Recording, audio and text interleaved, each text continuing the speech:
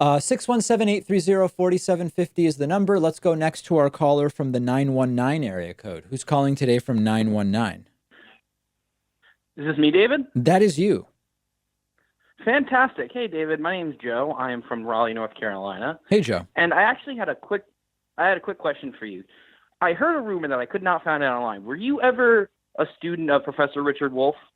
Oh, yeah. I mentioned that in almost every one of my interviews with him. I had him for introductory macro at the University of Massachusetts in 2000, must have been 2003, I guess.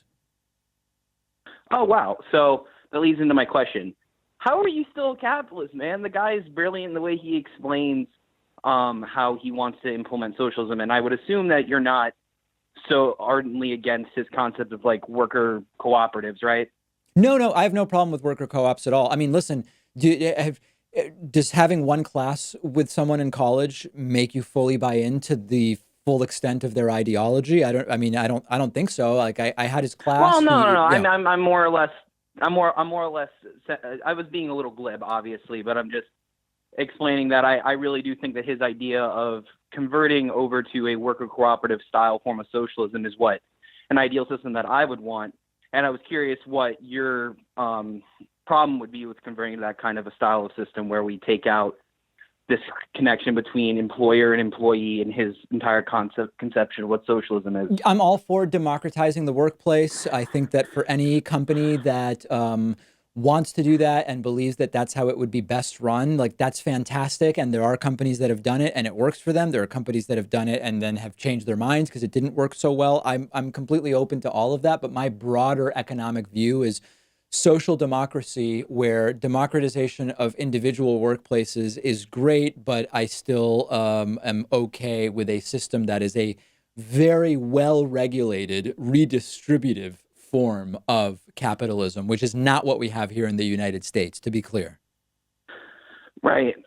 So my question would be is I don't understand what is inherent in capitalism to that exactly. What exactly is inherent to capitalism that you would like to keep?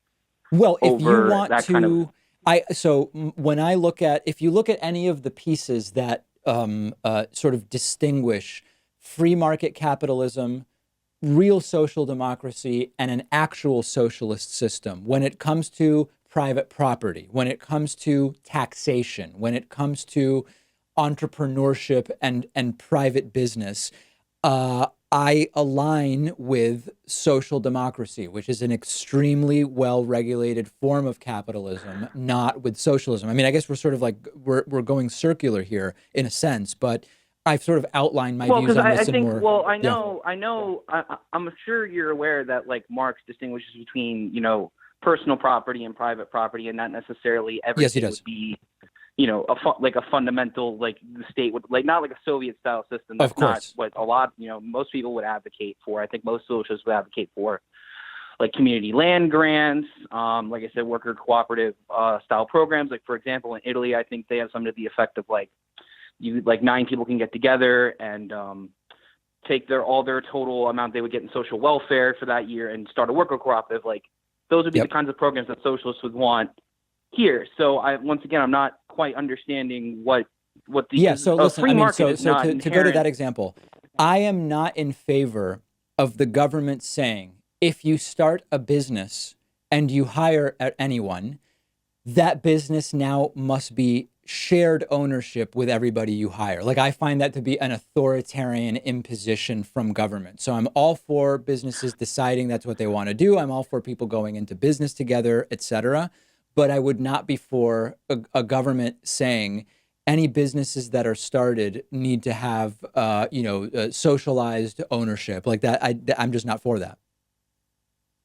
Okay, I understand that. I think that would be more of an option because, like I said, if the government's just giving you a grant to do something, it's not necessarily a forcing. You don't have to force the structure of that either. You can do different forms of socialized structure within that system.